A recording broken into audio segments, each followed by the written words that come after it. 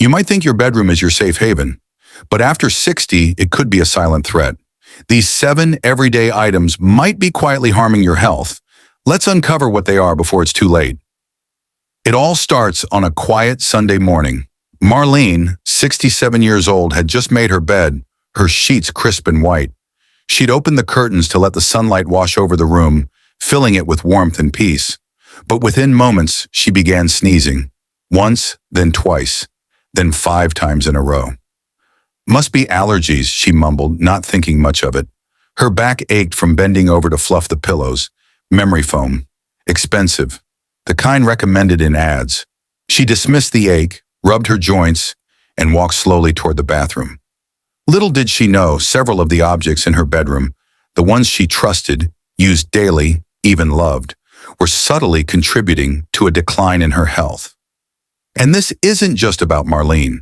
This is about millions of people over 60, unknowingly surrounded by items that work against their well-being, day after day. This story could be yours, or someone you love, because the very space meant to restore you could be depleting you, depending on what you keep there. The culprit? Not something exotic, not something obvious, but rather familiar. Old habits die hard, and so do old items, especially the ones with hidden toxins, allergens, and structural consequences. As we age, our bodies change. We don't recover from poor sleep like we used to. Our skin thins, our immune system becomes less forgiving, and things like air quality, posture, and even fabric composition start to matter in ways they didn't before. That cozy electric blanket you've used since the 90s, the decades-old mattress that still feels fine, or those decorative scented candles you love lighting before bed, these might not just be outdated, they could be dangerous. Take pillows, for instance. We often don't replace them for years, even decades. But did you know that after 18 to 24 months, a pillow becomes a thriving ground for dust mites, mold spores, and bacteria? Not only does that affect your breathing, but it could silently aggravate asthma, trigger chronic coughs, and even worsen arthritis through interrupted sleep. And what if your pillow is memory foam? Memory foam often contains polyurethane and other chemicals that off-gas for years, slowly, invisibly filling your lungs with compounds that irritate the airways. Marlene had 2 of them, bought them on sale at a department store 5 years ago. She never once suspected them as the reason behind her sinus pressure or morning fatigue. The curtains, too, played a quiet role. Heavy drapes that hadn't been cleaned in over a year. Fibers dense with pollen, pet dander, and particulate matter. She liked to keep the windows open for fresh air, but the breeze carried in outdoor allergens that settled into the folds of those thick fabrics. Every night she'd draw them shut, unknowingly sealing herself in a cocoon of airborne irritants. And then there was the carpet, soft, lush, beige, but installed over a decade ago. Beneath it, a labyrinth of dust and microbial life that no vacuum could truly purge. She walked barefoot across it every morning. By nightfall, her skin itched. She chalked it up to dry air. And we haven't even touched the lighting. Marlene's bedside lamp used a cool white LED bulb. Convenient, energy efficient, but at night the bluish hue interfered with her melatonin production, tricking her brain into thinking it was daytime. It didn't help that she kept her phone by the bed, its notifications buzzing every couple of hours. Sleep was fractured. She'd often wake around 3 a.m., restless, scrolling through messages or reading news until sunrise. Sleep deprivation in seniors can worsen memory loss, slow healing, and increase the risk of falls. But it doesn't feel urgent. It creeps in, subtle and soft. Then came the wake-up call.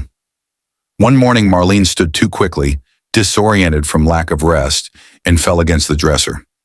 She bruised her shoulder, nothing broken, but it shook her.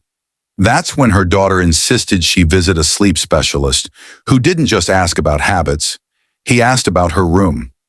They walked through it together, identifying what she'd never considered. The mattress she bought in 2004, it sagged in the middle, offering no lumbar support. Her electric blanket, it emitted low-level electromagnetic fields and created surface heat that disrupted her natural body temperature cycles. That heat, combined with synthetic sheets, caused her to sweat at night, leading to dehydration and poor sleep quality. Marlene's story isn't unique. Across the world, people over 60 are living in bedrooms designed for their younger selves. Rooms built around convenience or nostalgia, not biology. But the body changes, and our bedrooms must evolve too. Not just for comfort, but for survival. For example, synthetic air fresheners, a common item, but loaded with phthalates and VOCs, volatile organic compounds, that release formaldehyde and other toxins. These linger in the air, embedding in fabrics, and inhaled night after night. They can worsen respiratory issues, weaken immunity, and raise the risk of long-term illness. A soothing lavender scent isn't worth the microscopic war waged on your lungs. Let's talk about clutter. Not emotional clutter, but literal, physical stuff. Stacks of books, extra furniture, clothes piled in chairs. They collect dust, limit mobility, and create tripping hazards. At 35, these aren't a concern. But at 65, one misstep in the dark can change everything. Marlene had a vintage wooden trunk at the foot of her bed, passed down from her grandmother. One night, getting up for water, she stubbed her toe so badly it fractured. That meant weeks of limited movement, reduced independence, and a dip in mental health. Falls are the leading cause of injury for adults over 60, and many happen right at home, often in the bedroom. And here's something rarely mentioned: bed elevation. Too low and it strains the knees and back. Too high and it becomes unstable. Marlene's bed was on a frame with no headboard, which occasionally slid against the wall when she turned. She never questioned it until she nearly slipped trying to adjust the pillow. These small design choices stack up. The very furniture we sleep on should be adjusted to support aging joints, minimize effort, and reduce the chances of injury. But how often do we review our bedroom with the same attention we give to our diet or our medication? It's time we see bedrooms not as fixed, but as evolving spaces. What once was cozy can become risky. The rug you love might be a slipping hazard. The candles you light could be filling your lungs with benzene. The cherished quilt from 1982 might be harboring dust mites your immune system can no longer tolerate. Sentimentality has its place, but so does safety and health. After her fall, Marlene began transforming her space. She replaced her mattress with one designed for spinal alignment. She swapped her pillows every year. She installed warm-toned light bulbs and stopped using her phone after 8 p.m. Her sleep improved. Her joint pain reduced. She began waking up refreshed instead of groggy. Her mind felt sharper. Her mood lifted. She said, "It's like I moved into a younger version of myself." So ask yourself, what's in your bedroom right now that hasn't changed in a decade? What's there because it always has been, not because it still should be? We get attached to things, but the cost of keeping them can be greater than the comfort they bring. A safe bedroom isn't about luxury. It's about awareness, about adapting to a body that has earned rest, recovery, and protection. The mattress, the sheets, the lighting, the noise, the clutter, each plays a role. None can be overlooked. Change starts with observation and the courage to let go of what no longer serves you. Marlene didn't wait for another fall. She took action. And so can you. Because every night you sleep in that room is a chance to either restore your health or chip away at it. The choice is yours. So the next time you walk into your bedroom, don't just see the familiar. Look for what's silently outgrown its welcome. Change a pillow, replace a light, clean a curtain, remove a hazard.